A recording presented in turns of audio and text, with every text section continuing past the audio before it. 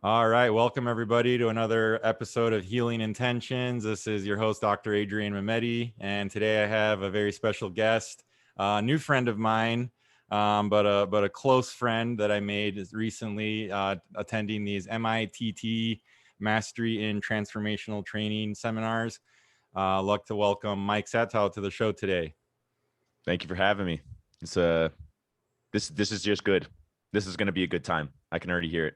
Yeah, man. Yeah. No, I knew that I had to have you on the show as soon as you know, stepped up to the plate and really showed those leadership qualities. And I was like, wow, I don't know this guy, but I want to get to know him. And here we are.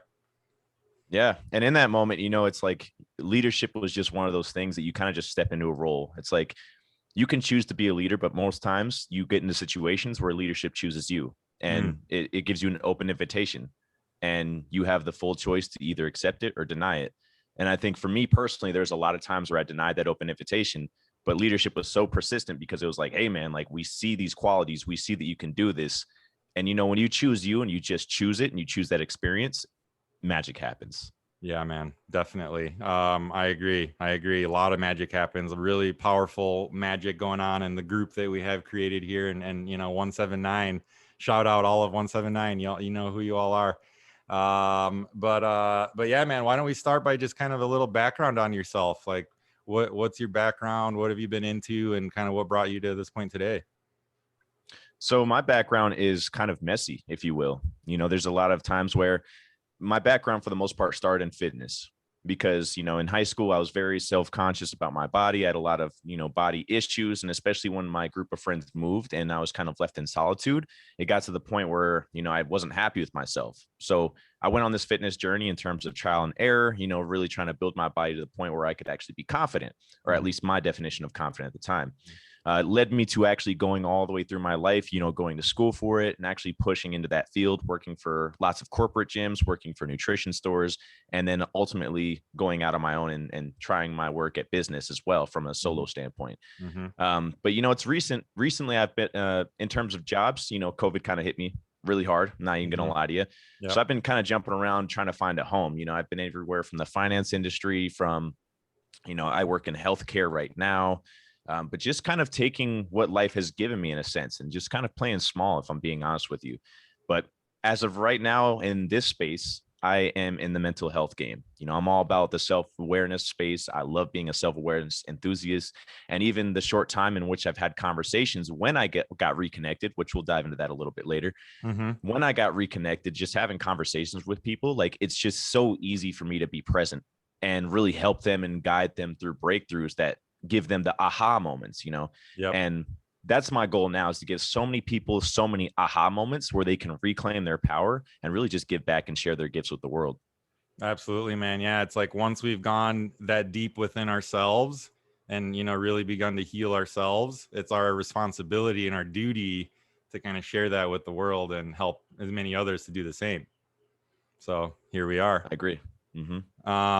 Very cool, man. Yeah, I've seen on Instagram a little bit. You get into the finance world and dabble a bit in the insurance crypto world. Is that right? Not so much crypto, but definitely the financial industry. Okay. So I'm working with World Financial Group in terms of creating and sustaining my own life insurance business. I'm certified to produce health and life insurance in the state of Colorado.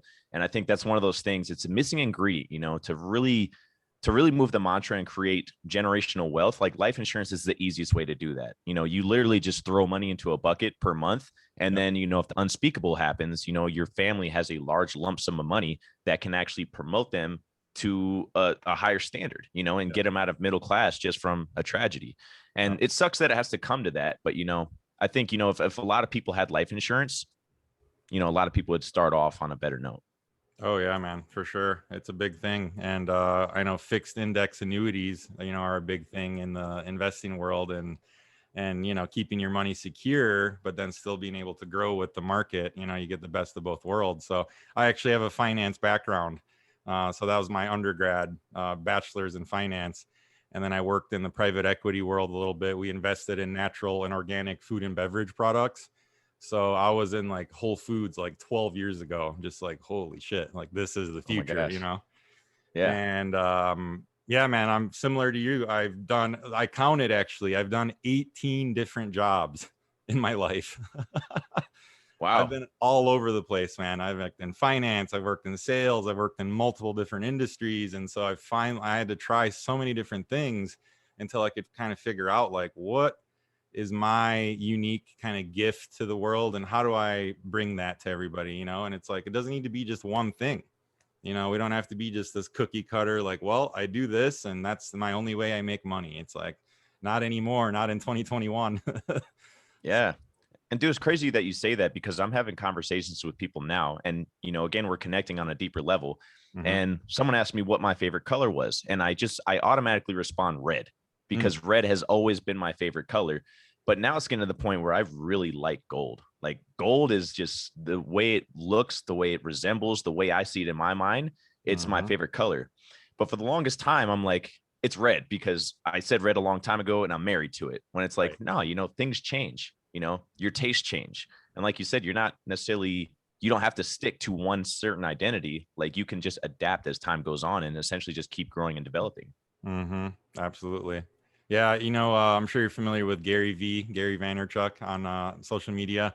He talks about how it's like, and this is when it hit me. It's like I had a hard time for a while. Like I'm 34 now, man. So it's like I feel like I'm 23, but I've gone through a whole lot of different things, and I've kind of had to figure out the hard way. Sometimes I'd get down on myself and like I'm old and what I haven't figured out in my life. Like, what am I doing? And then I realized, like, no, like Gary Vee said it. He's like, I needed to go through all these things I went through to figure out what I liked and didn't like. Because if I didn't, and I just stayed with the one job all the way through, which I could have, I don't think I could have lived with the regret of like, what if? Oh, what if I would have tried that? What if I would, And I don't think I could have lived with that regret. So I just went all out and I don't regret it at all. So it's Dude. a great Yeah. perspective, I think. Yeah, absolutely. I think everything that we've done, I'm a firm believer that life happens for us. Even Yep. like I'm in Vegas right now and my flight, I was supposed to fly out on a Friday.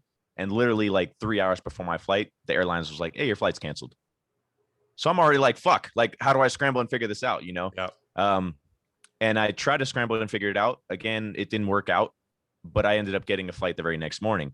Come to find out, there was a monsoon that was swarming because I flew out of Denver. There was a monsoon and it was just unsafe conditions. I didn't know that at the time.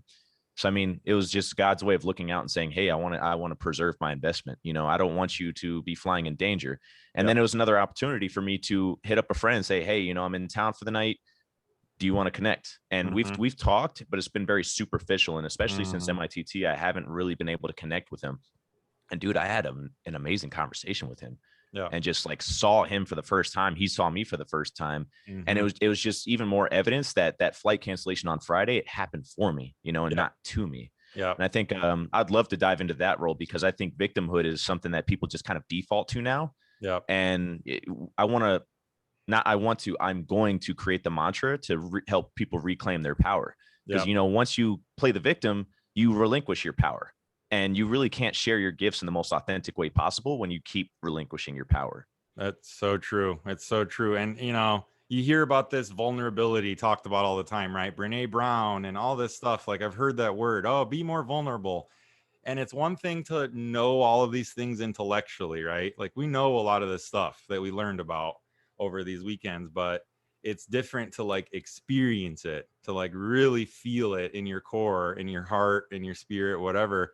And actually it transform you, because you can intellectually understand some things, but then when you feel it, you're like, oh, I'm never going to forget that again.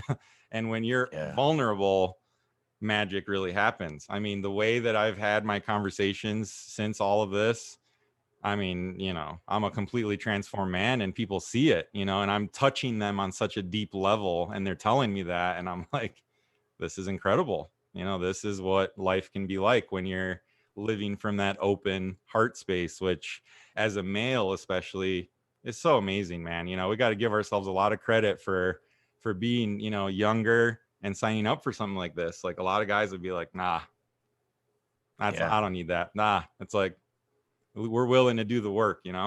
And that's huge. Yeah. And even my attempts to enroll, like people are just kind of close-minded because they're running away from it. You know, I get it, man. It's scary. I ran away from it for a long time, but it's one of those things, you know, when, for example, like when someone goes through a breakup, you know, and they say, oh, I just got to get over it.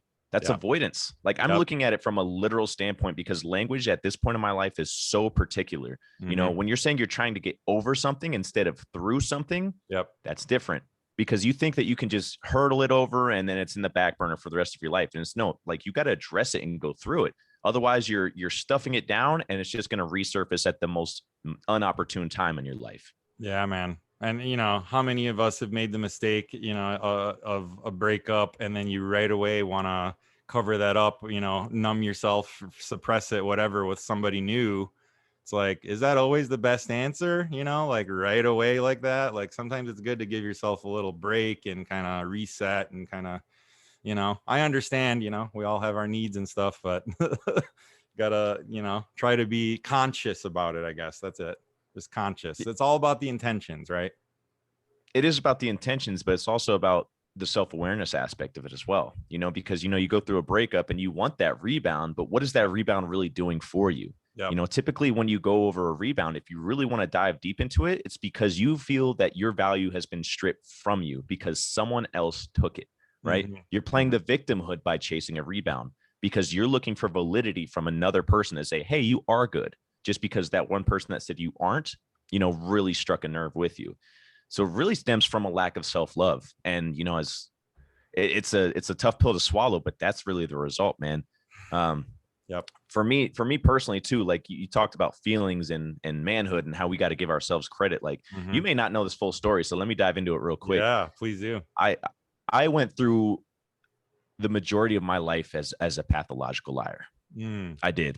And not in the sense of like, you know, I didn't lie on serious notes. Like I haven't killed anybody and lied about it. You know what I'm saying? But like little stuff in terms of like how much money I make in a year, or, you know, where I've traveled to, like, or, you know, my success in business, or what I do on a regular basis, my grind. It was just unauthentic. And that really stemmed from like the first example I really discovered was when I found out that my father was never in my life for a specific reason. Because I'm the byproduct of a 28-year-old courageous, strong woman going to a sperm bank. Oh, that was a tough pill to swallow, man. Yeah. When you know, it was like 11, 12 years old when I actually had this conversation with my mom. And I remember every moment leading up to that. You know, we were getting food. I remember the exact street we were on. I remember there's a Radio Shack to our right, you know. And it just got me thinking, you know, being in grade school at 11, 12 years old, you know, you're like fifth or sixth grade, and you see all these kids talking about their dad and stuff like that. And, oh, my dad does this, my dad does that. And like, I just kind of like always avoided it. But I just asked her one day, and I was just like, Mom, like, where's my dad? You know? And the look and the pain on her face in particular struck a nerve with me. You could tell that she never wanted to have that conversation with me. And then when she told me the truth, like I went to a sperm bank, in that moment, I felt so robbed and so cheated and just confused and lost and angry. I had this whirlwind of emotions. Yeah. But what I saw in her face was pain, like pure pain. And she was the only role model I had for that point in time. And I felt I was the source of that pain. So I vowed to make a decision right there that, you know, no matter how I go through life, I'm going to protect myself, my loved ones from that type of pain, you know? So, I mean, that's the stem of the pathological liars, not because I had the intention of lying, but because I wanted to avoid pain so much that I was willing to fabricate these falsettos to essentially preserve my emotions. But because of that, I formed this castle of walls around my heart to the point where I was so numb and unconscious. You know, you talked about logically, we know how to do stuff. Like I knew what was right, but I couldn't feel what was right. I knew how to connect to people, but I couldn't feel how to connect to people. And there's a huge difference between the two. For sure. Wow, man, that's powerful. Thank you for sharing. And that's brings up a lot. Yeah, man. You said self-love before, you know, self-compassion. I think if I had to encapsulate kind of the biggest breakthrough and takeaway is like how much all of it comes back to that for most of us, but for sure for myself. you know, lacking in financial abundance my whole life, you know, being in this scarcity mindset, you know, being a little bit overweight, you know, knowing very well what to do and how to eat and how to work out, right? Like I could teach people how to do it, but do I do it myself? You know, Right. one of the really, really honest, direct feedback I got that was just hit me was like, you're literally everybody's best friend, but yourself. And I was like, 100%, 100% true. And it's like, it's time to love myself, you know, because with that self-compassion and self-love, everything else comes, you know, like my sugar addiction, non-existent anymore. Because it's like, why do I need to eat all this toxic sugar? You know, yeah, once in a while, sure, it tastes great. But every night, you know, to binge, that's about something deeper, right? You know, and so yeah, man, that was just really, really, really powerful for me. That like, why haven't I made a bunch of money in my life? Well, do I feel deserving of that? Honestly, deeply, obviously not, because it Right. hasn't shown up, you know, in the physical manifestation of it yet. So that's the tough pill to swallow, and to be like, well, if I created all these circumstances for the bad, that means I could change, have a choice, and choose how I come, you know, show up and respond now to then create them for the good. You know, we are responsible, not being victims. We are responsible for everything in our lives. And that is power and also really fucking scary. Yeah, dude, extreme ownership is that's why a lot of people love relinquishing, power and playing Yep. the victim because it's Yep. so easy to blame other people for your circumstances. Yep. Like I talked about my flight. I could have easily said that happened to me. And like the group of guys that I met out here, they kept saying like, "Oh, I'm sorry that happened to you." And I was like, "No, no, no, no. Happened for me." Like, Mm-hmm. don't try, and they're doing it unintentional because Right. I'm a space, I'm a little bit more woke than they are in terms of this Yeah. whole victimhood thing. Yeah. But I'm just that's my intention with language is to stop it before it enters the gates. You know what I'm saying? Like have a better sense of being a gatekeeper to that negative energy that can actually put you back into that victimhood mindset, you know? And you Mm-hmm. talked about unworthiness too. I think a lot of people think that they need to become something. Right. And my understanding and my actually interpretation is you already are that person. There's Yep. just so much shit buried on top of who you are authentically Mm-hmm. that's holding you back from doing that. Yep. Self-worth, self-love, and it all stems from self-awareness. And Mm-hmm. I would love to get into a discussion in terms of like the signs you recognized in yourself that helped you be more self-aware and say, hey, like, I got to look internally instead of externally. Yeah, man. I mean, that's that's funny. I was just gonna say that. We're on the same wavelength. You literally got the next thought in my mind.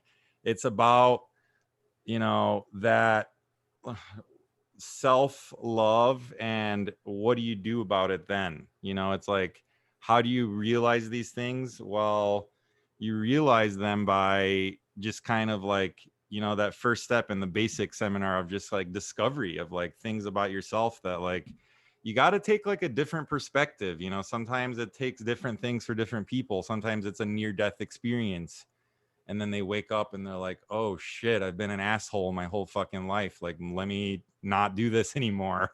They say that everybody experiences a psychedelic in life. It's called death.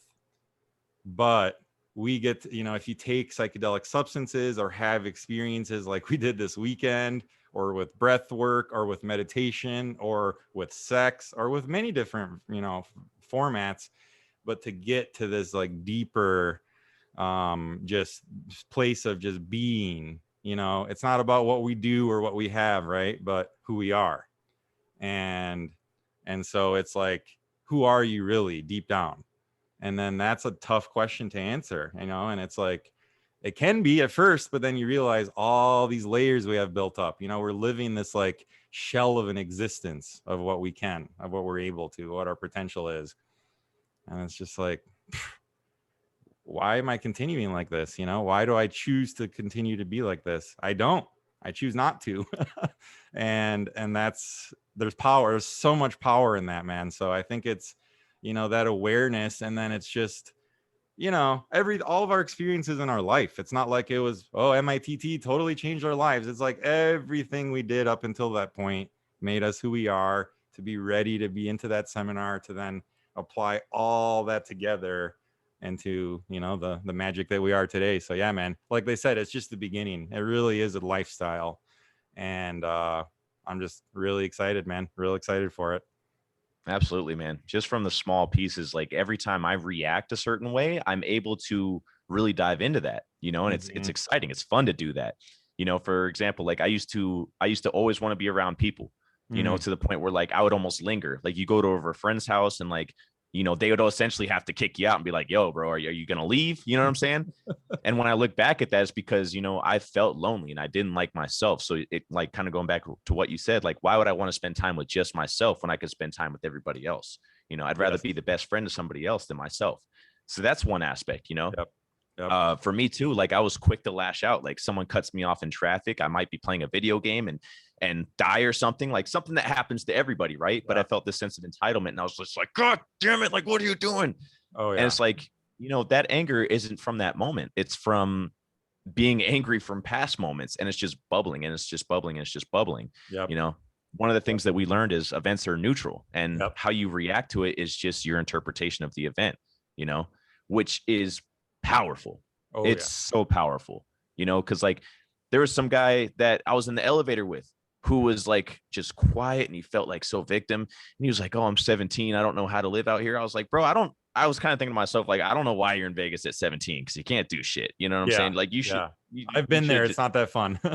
It's not that fun when you're not 21. No. But you could see like in his face, he was looking for sympathy from me. And dude, I just looked at him dead in the eye and I was just like, I can't help you. I can't help you, you know? And it's like, from me, that was a very neutral thing because I was aware of it. But for him, I may have came off as a dick. I may have came off as insensitive. You know, he might have interpreted that event as, you know, just a negative experience. Right. When for me, I was like, it was just neutral, bro. Like that's the facts. I can't help you. I didn't come here with you. I didn't help you. Like, I love you and I hope that you figure this out, but there's nothing I can help you with. You know what I'm saying? Yeah, man. It's like you said, you know, it's so much easier to play the victim. Like, why is all of Hollywood and all of, you know, movies, most of them are all just playing that victim story, just reinforcing it. Like, yeah, oh, look, he got fucked over. Oh, man. Yeah, that sucks when that happens. Guys suck. Girls are cheaters. It's like, that's what a big thing I realized, man, is how much I've been playing victim in all areas of my life. Like, that was the hardest pill to swallow, I think, of like, whoa, if I take full responsibility for everything, that's a game changer. And it has been, man. Let me tell you, it has been. And I think that's, you know, it's just like these simple shifts, right? I love Steve Jobs' quote, one of his favorites one of my favorites of his: simplicity is the ultimate sophistication. And, you know, sometimes the most simple things are the most complex and beautiful. I mean, you know, like an example, something I'm really into is water fasting, you know, water only I've done up to 14 days with just water only. And man, there's nothing more simple. Just stop eating, drink a lot of water, and what it can do for your body, dude. I mean, 40% of our energy is used on digestion. So when you turn that off, you know, all that energy gets redirected towards healing and towards just regenerating, repairing in your body. And so it's just like, you know, if you've ever experienced ketosis, how that feels, you know, burning off of fat, how efficient and amazing that is, you know, imagine extending that on and on and on. And then, you know, all these different diseases that can help people with, you know, high blood pressure and cancer and all these things, type 2 diabetes, like completely reversed after a few, you know, a week fast. Like, it's just crazy. So yeah, man, I'm big into the simple. You know, sometimes it's not easy, but it's simple. Simple. Absolutely. Just simple steps. That's all it really takes. You know, I think people get so in their head and, you know, they're thinking about all the ways to get out and they think. And it's like, you got to feel what's right. You got to feel the situation. Like, I say feel so openly because I truly believe that you have to feel instead of think. Your head is useful. Don't get me wrong. Like, don't just say I'm gonna follow my heart because you're gonna get fucked over sometimes. Right. You know, but at the end of the day, like, don't create islands. I had an island between my heart and my head. I lived in my head, and the island that led to my heart was guarded by walls. It was a moat full of crocodiles. Like I didn't have a strong enough boat. I Yep. guess the metaphor I'm trying to create is I just didn't know how to discover and get there. And I Mm-hmm. think that really came from my pride as a human being. I told you the story about how like my mom delivered the news about my dad. Mm-hmm. And I kind of felt robbed and cheated in the sense of I taught myself a lot of things on how to be a man, how to shave, how to treat a woman, which deodorants to buy, Mm-hmm. how to feel and what's the opposite and what's the exact way and permissive way to feel. Right. And, when you don't have that, you kind of base it off what you see on the media. And, if you look at all these stories, sitcoms, movies, anything like that, Oh yeah. what's the dad character? The strong, masculine, I don't show any emotion. I have my shit Right. together. Oh, you can Right. rely on me. Like basically someone who's guarded and unexpressive. So, I mean, that's the standard I created when at the end of the day, it's like, you're not masculine or feminine. You know what I'm saying? Like you don't have to designate as I'm super masculine or I'm super feminine. You have the permission to dance in between the two. Mm-hmm. And I think that's what people really need to rediscover is like, you aren't just one aspect of that. You can have feminine qualities. Like I love to talk, I have a feminine quality to talk. Oh yeah. Some men, they're just like, they just grunt like, ooh, uh-huh, yes, you know. Yep. But for me, I really tap into my feminine side by talking and conversing and connecting and being observant on a Oh lot of yeah. things. Oh yeah. But I also have that standard where I can toughen up, I can lead, I can be dominant, in terms of being that masculine figure. It's just a matter of knowing where you're at in that dance because you can always go back and forth. Yep. Oh man, so spot on. That's something I've dealt with and learned with through my life of, I grew up, I was an only child till I was 9 years old. And then my little sister's 10 years younger than me was born. And so being an only child, that's a trip in itself. And the dynamics that creates, and Albanian. And so if you've ever seen the movie My Big Fat Greek Wedding, that's like exactly like my family. Oh, geez. and so they're very like, I'm a guy, I'm the firstborn, I'm like the golden child, of the family. Like everybody was all about me, like, oh Adrian. So did I develop a little entitled attitude? Absolutely. Oh, the world owes me something. The world doesn't owe me shit. Like I gotta show up for the world. It's like, what am I putting out into the world? And then the world will bring that back to me. That's Mm-hmm. how it works. It all comes from within. One thing I realized during this seminar was like, that's my tendencies, like, my sales background. I want to share with stuff with people. Like you said, feminine, like I'm very expressive and I want to share and I want to talk and I'm very observant. Like I notice everything. And so it was a hard thing for me to be like, am I like a really feminine man? Like, am I not masculine? I don't really feel like I like sports like a lot of guys do, but let me watch them just so I can like fit in and be a man. And then a few years ago I realized like I don't actually care about these sports at all. So I just stopped watching them and I feel so free and I love it. And I focus on the stuff I love. Like I have 3 bookcases full of books and I fucking love documentaries and I love spending my time on other stuff. So Mm-hmm. it's about finding that balance within yourself. I talked to one of my professors at my school about this and she's like, Adrian, I don't think you're more feminine at all. I think you're just a balanced male. And I was like, oh. She's like, yeah, that's not Right. so common these days, but you're a good example of that. I was like, wow, thank you. And so are you, Mike. So here we are.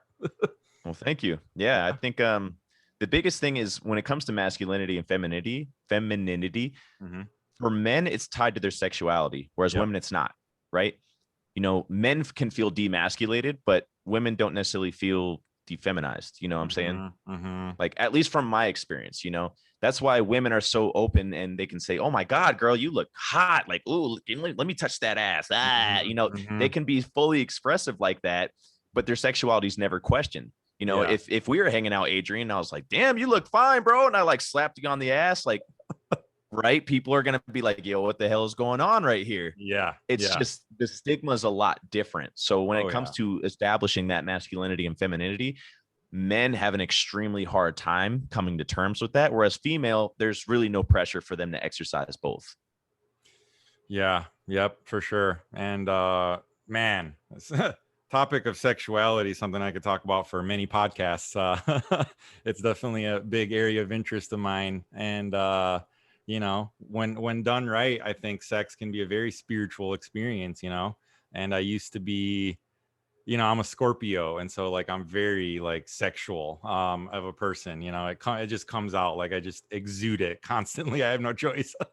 Right. and and so I've realized how much of a power that can be. You know, it's a very, very powerful energy that when used appropriately you can do magic with it, you know. But when it's just wasted and just, you know, lost just unnecessarily, it can be quite a distraction and quite a, just like, you know, you remember being from like 14 to like 22 years old, just like pure testosterone. Yeah. And you find a way to rub it out any way you can, right? And especially like in our age, like the internet was so accessible for porn. You know, like Oh yeah. when you were adults in the 80s or 90s, you know, you had to go get a Playboy, you had to work up the courage. There was some shame in that. But now you can just be behind closed doors and pull up a screen and just lie about your age. If you're under 18, they're like, you 18? And you could be like, you know, fucking 13, just Yep. typing a fake birthday. And they're like, all right, cool, you check out. Like their Yep. security system sucks. Yeah. But you can really get lost in that. You really can get lost in that. Yep. And you know, porn is a whole topic in itself. You know, it's Oh yeah. just it's we don't have to dive into that, but I do want to talk about, you know, you talked about just shooting it out.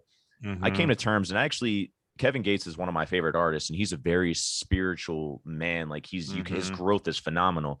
And he said something about how, you know, your sperm, your seed, your semen has the ability to create life. Yep. So why the hell would you shoot that into a napkin? Why the hell would you shoot that into a trash can, into a sock, into the toilet? Yep. Like you're giving away the energy of life from your body.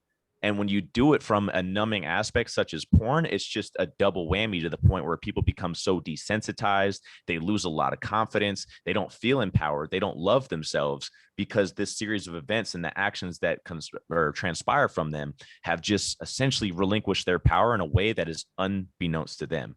And it's Oh really yeah. sad. It's Oh yeah. really, really sad. So, I mean, you know, masturbation is one of those things. I'm not saying like you should never do it. Like, I mean, Mm-hmm. I'm not saying, but you know, it's just a matter of moderation. You know, how often do you release? Like you doing it, you know, once a day, twice a day, three times, multiple times a day. And trust me, bro, I've been there, you know, Oh yeah. I've been there to the point where, you know, it's almost shameful. You know, you look at your internet search history and you try to clear all the catch and cookies. That way, if your Yeah. friend opens up your phone, they don't catch you, you know, or, you know, there's so many loopholes around it. But at the end of the day, it's just you have to be honest with yourself and say, like, hey, if I'm masturbating a lot, Mm-hmm. like what's really going on? Right. Right. Comes down to that self-worth, self-love. You know, I'd say for me, it's probably once a week. Yeah, once a week, at least as of recently, too. And I feel fine with that. You know, it's a good release. I feel good about it. I can go about my day. You know, we're all men. You know, we're all primitive. You know, I'll have that primal rage. You know, so Oh, we're fueled by sex. It's understanding. So I mean, I don't think there's any shame in masturbation. It's just it's the tactic and I guess the motivation for masturbation is the big thing. right. And unfortunately, a lot of people don't know their motivation for masturbation. They're just on a hamster wheel of emotional clarity, or Right. not clarity, but emotional uncertainty. Emotional uncertainty. That's so true. Yeah, they're just, a lot of people are just living lives just unconsciously, right? Just going through the motions, numbing themselves out. Oh, I got to go to work. Oh, I got to go home now. Oh, I feel shitty about my job. So let me numb myself out and let me repeat the process, you know, and look forward to the weekend because, oh, there's a couple days that I can have to myself, you know? It's like, you know, that's yeah. And it's funny, and on the podcast episode I recorded yesterday, we talked exactly about this, about men losing their essence in Chinese medicine. It's called your jing. And they say that like when you're a man and as you get older, you should actually ejaculate less and less and less often. Like when you're 30s, you should ejaculate once a week. When you're 40s, you should ejaculate once every other week, you know, and on and on and on. Like less and less and less the better, because it just really depletes your vital energy, your vital force, you know. And there's power in like holding it, like the tantric, you know, kind of like out there stuff. They talk about like holding on to it and then being able to actually orgasm but not ejaculate, and kind of like injaculate, you know, like keep it within you and keep the energy circulating.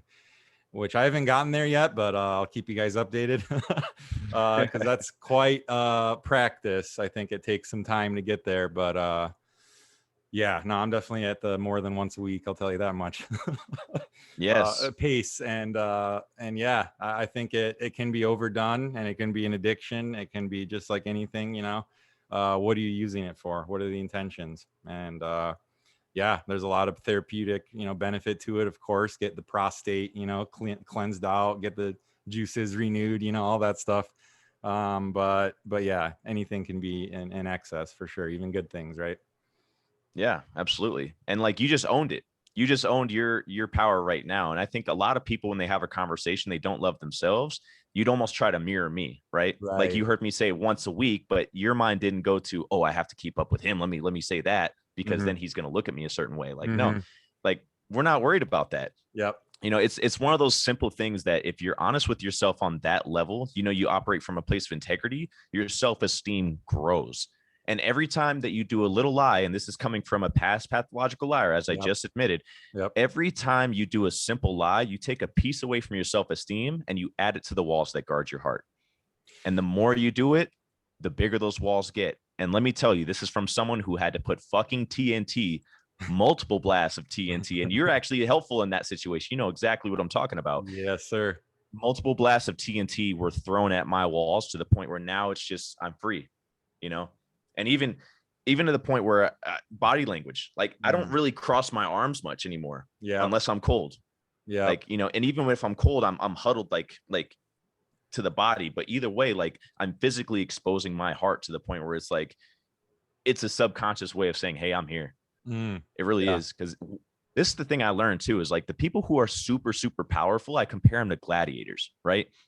If you're fighting to the death, you have a shield in one hand, you have a sword in the other.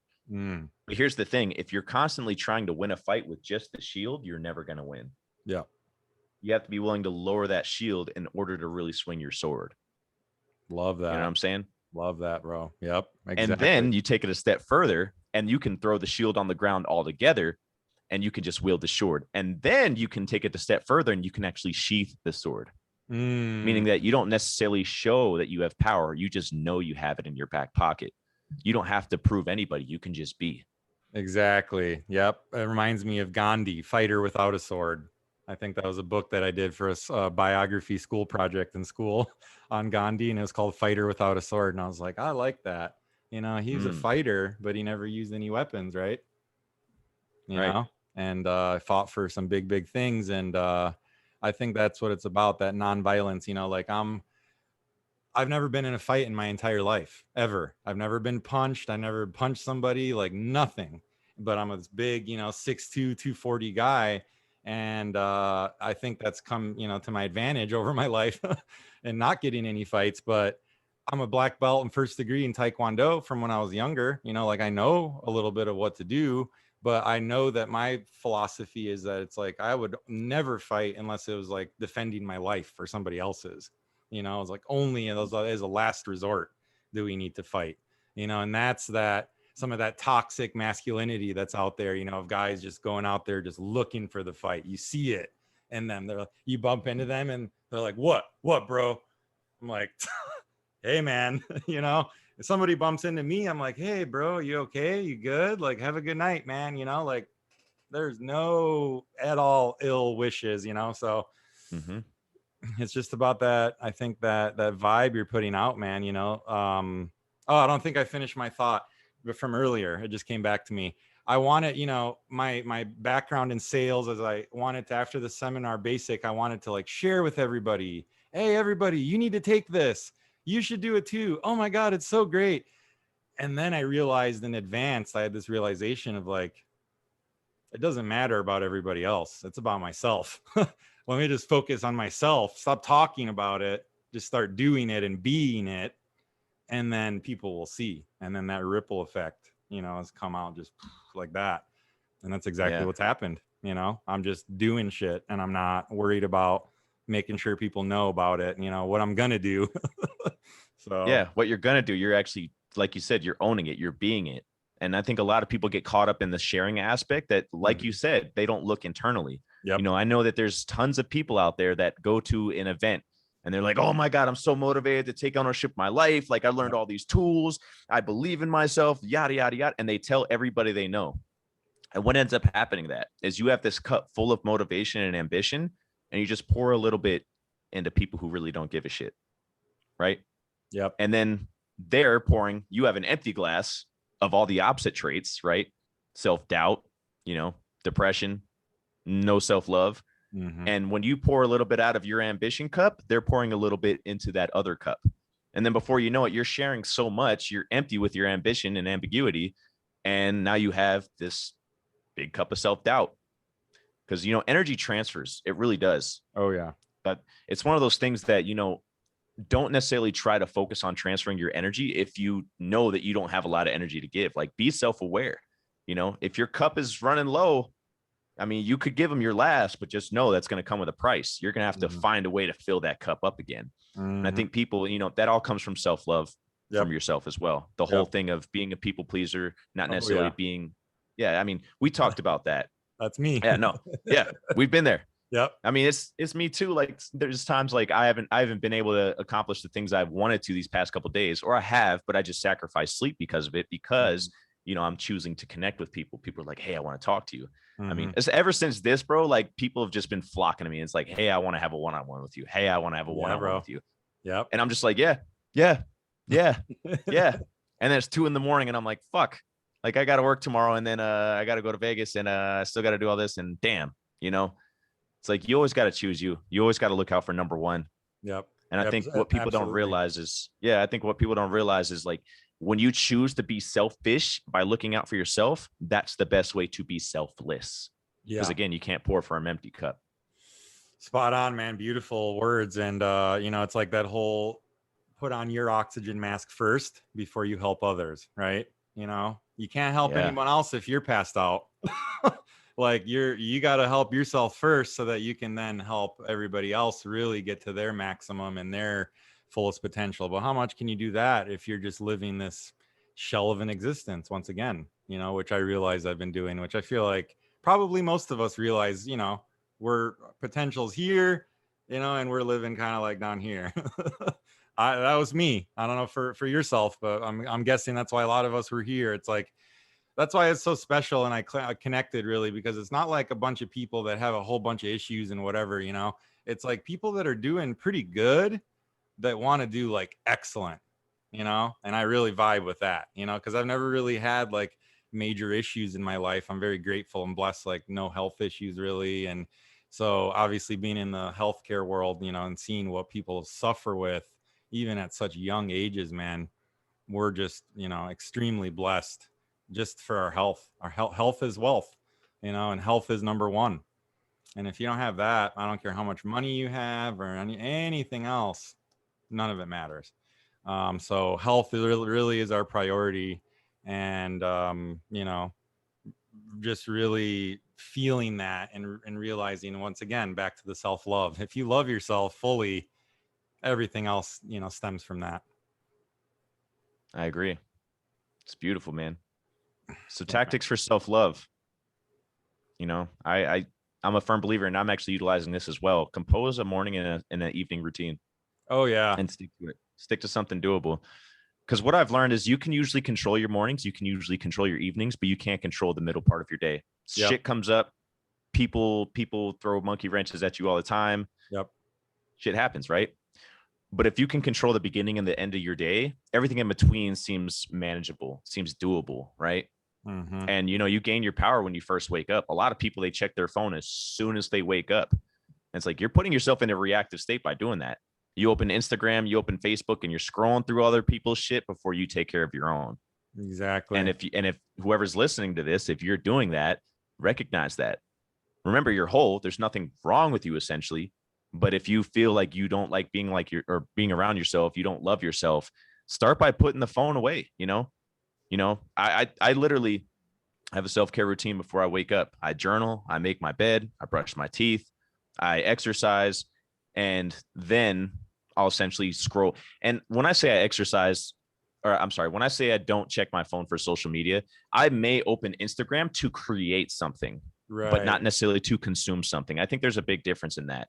If Yeah, if you go on social media and you create a story and you say, "Hey, I'm journaling this morning, working on myself," that's a lot different than scrolling through mindlessly and looking at other people's captioning content. Get Totally. yourself into a creative mode before you get into a reactive consumer mode. That's super, super important. That's so spot on, man. I shadowed this doctor up in NorCal, and he said to a patient something that I really liked a lot.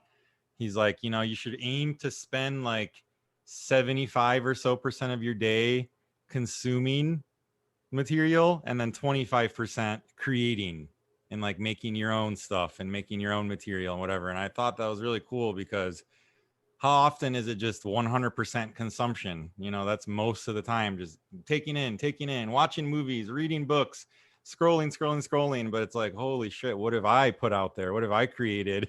What have I shared with the world? And that's something I've been very aware of because I've been, very lacking in that lately. And it's going to start to amp up for sure. Because why? Because I was afraid to share with the world. I don't fucking know why. My own fears and my own like self-doubts, and when I got bullied when I was young, and I'm not self-confident in myself and all these things. And I'm just like, that's fucking crazy, man. How long am I going to continue living that story for? Right. And If it doesn't serve you. Enough's enough. Yep. Yeah.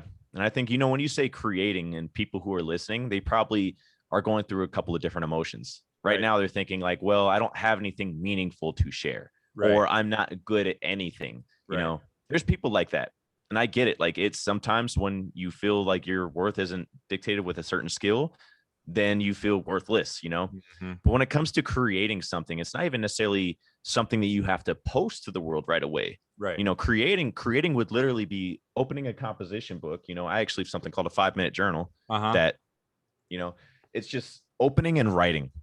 And there's no right or wrong way to do it. You could just unpack your day on there. You can have goals for the day. You can talk about a dream you had. You can talk Mm-hmm. about how your cat Fluffy is your best friend, and Mm-hmm. the only time you hate her is when you have to clean her litter box. It's like, you could write about whatever the fuck you want, but Yeah. literally writing gets you in a creative juice, and it gives you that confidence to handle anything else.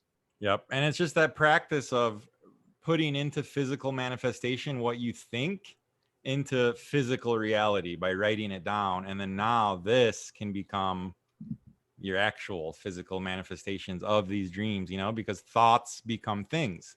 That's how it works. Yep. And so, it's not just some theory, woo woo, law of attraction. Like, that shit is real, man. It is so spot on. And here's a perfect example. I wore this shirt that I have that says like fiesta, fiesta, fiesta, siesta, fiesta. It's like a funny shirt. And I wear it out all the time. Never, nothing. Dude, after these seminars, I wore it out, and I swear to God, I got like 5 compliments on oh man, that's such a funny shirt. Wow, good shirt. And I was like, nothing changed about the shirt. It's me. It's my vibe. It's my energy that I'm putting out. And people are like, oh, what's up, man? Hey, you seem more open. You seem more approachable. You seem more comfortable. Like, and boom. I was always like that, but even more so now, and I thought that was pretty cool. Just a perfect example of like, it's not about any of this external shit. It's what's coming from in here, really. Yeah. Dude, yeah. I mean, I went to a pool party yesterday, and I have a tattoo on my back that has the Denver skyline and the Rocky Mountains in the back. Nice. And like, people have seen the tattoo before, but people are just like, yo, like, gotta let you know the tattoo's dope. Like, it's a vibe different, when they actually see that you're open and you're more approachable, and they see that you actually care, and like, you're a free spirit, people are more inclined to talk to you, versus if I'm just walking around flexing and, mugging people. Like, that's not real. That's not real. Yeah. Like Rodrigo talked about the alpha male in the gym with the with the That was huge funny. headphones and the colored shorts and all the stuff. I was like, I know exactly the guy. It's like, that's one strong peacock. It's like, Yeah. And no judgment at all. We all have our roles and our different masks and our different beliefs and egos and stuff that we've gone through in our lives. But it's just like I said, observant. I just observe everything. I swear I could have been like in the CIA. Like, I actually, when I was in school, the CIA was at my school recruiting, And one of the recruiters told me that I could go far in the process, and for like the clandestine, like spy basically process. So could have been a spy, but chose not to. So yeah, I'm very observant. And so it's just funny to observe stuff, you just observe and just find, entertainment in it. And that's it. There's lots of, Yeah. like people watching. Vegas, bro. Wow. What a place to people watch. It's amazing. Yeah. Oh, absolutely, man. And like I'm at this point where I'm reading people now. Like Oh, I'm yeah. able to actually essentially, and not judge. I think there's a big difference between judging and reading. Right. Judgment is essentially putting my interpretations, my insecurities onto other people Right. based on what I read. But when I read, I'm literally looking like, first off, I always come from a place of love. I truly believe you're a self-reflection of what you see in other people. If you love yourself, you're confident in yourself, you see the beauty and the confidence in other people. If you're insecure and feel unworthiness, you look for that in other people. Like for the longest time, like I would talk to people and maybe I focus on, oh, they got a crooked tooth right here, or they got a pimple on their forehead, or their ears look funny, or their clothes look funny. And that's just a self-reflection of who I was because I didn't love myself. Right. Mm-hmm. But now it's to the point where I'm open with myself. I love myself. So I see the love in people and I see the beauty in people, even if they don't see it in themselves. And I think that is a huge, huge, huge, huge step because a lot of people, it's hard for them to love someone they don't know. And love is not like a big, like audacious thing that you have to commit to. It's really not like I can tell a stranger, I love you. Mm-hmm. Hey, oh my gosh. Like, we have a good conversation. Like, I love you so much. Like, have a great day. Yep. It can be, and that's just perfect, and that might make their day. Am I saying like, hey, let's get married? No, don't get it twisted. No, we're not doing that. Right. But at the end of the day, just saying the L word is not that big of a deal. Yeah, it really isn't.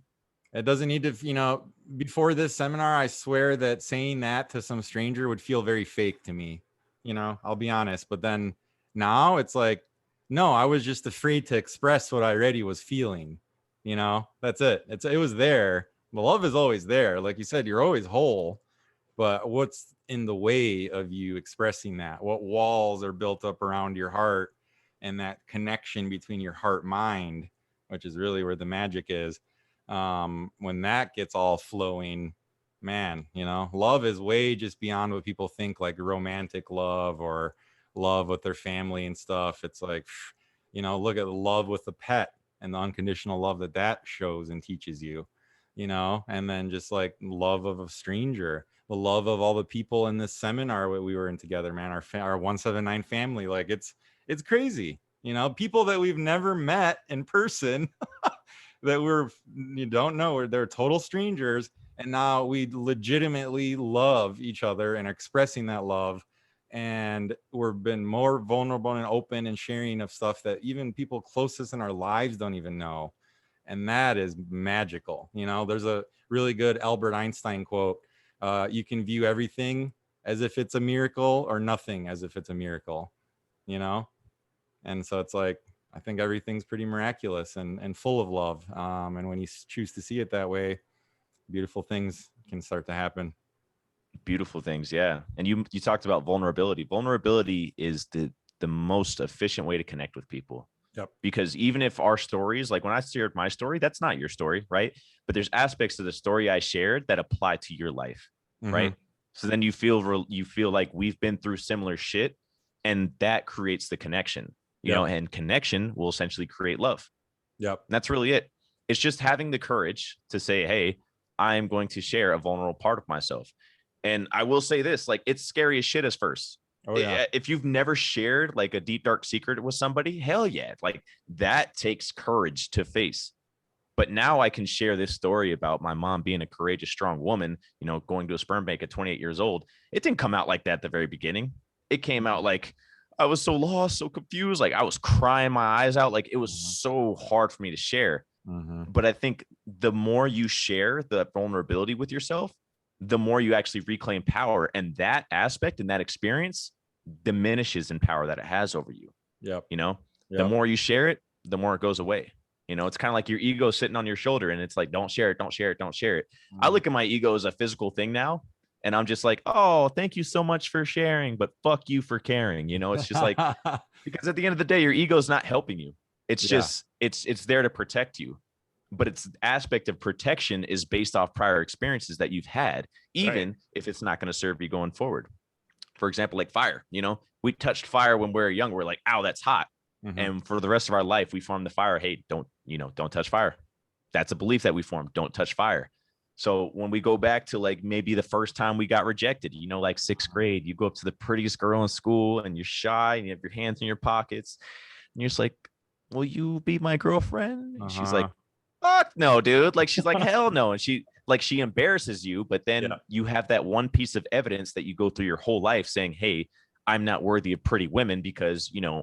Ashley in the sixth grade said no and embarrassed me. Yep. It's like, how silly is that when you actually put it in that aspect? But our ego does a good job of holding this encyclopedia of all our experiences and saying, hey, nope, nope, nope, nope. We have this evidence. We have this evidence. Mm-hmm. And it's super, super scary to do it at first. But the more you actually take those risks, the more you're vulnerable, the more evidence your ego creates from a productive standpoint. It no longer is looking for the shit. It's looking for the pleasure. Right. Yep. Yeah, man. Beautiful. Yeah. Spot on. It really is such a beautiful shift. And that's like, I hope what people are hearing this, they know what we're talking about. I know that a lot of people will, and some people just aren't ready for it. Like, man, I wasn't ready for a lot of this stuff for a long time, and to meet people where they're at, right? Like they said, some people are at step A and they went to step B. Some people are at, F and they went to G. We're all at different places, but even if a tiny little bit of this resonated with you and causes you to think a little and go a little deeper, then we accomplished our mission. So yeah, man, this has been amazing. I know we could talk for hours and hours about all these different topics, and can't wait to come to Colorado and shred some of those mountains together. But yeah, anything else that's on your mind, man, you want to share that, since we're got this going here and before we get off, I want to let you enjoy your time in Vegas. Oh, absolutely. And I appreciate you having me on the show. I think if I'm going to say one last thing to anybody who's listening is don't be afraid to own your power. Mm-hmm. You are whole. You are so powerful. And I promise you, if you believe in yourself, you can accomplish big things. And to instill that belief, you're going to have to be able to put that shield down. Just be vulnerable. Come to terms with your shit. Because chances are when you express that and you relate that, someone else can really benefit from it. Yeah. Yep. Really good chance. Many people can benefit from it. So yeah, well said, man. And I appreciate you and acknowledge you for that awesome, powerful, authentic, vulnerable leader that you are, bro. And it's been a blessing to be in this group with you and just super excited for what's to come. And yeah, man, I love you, brother. Love you too, man. First of many. Yes, sir. Thank you. We'll talk soon. All righty.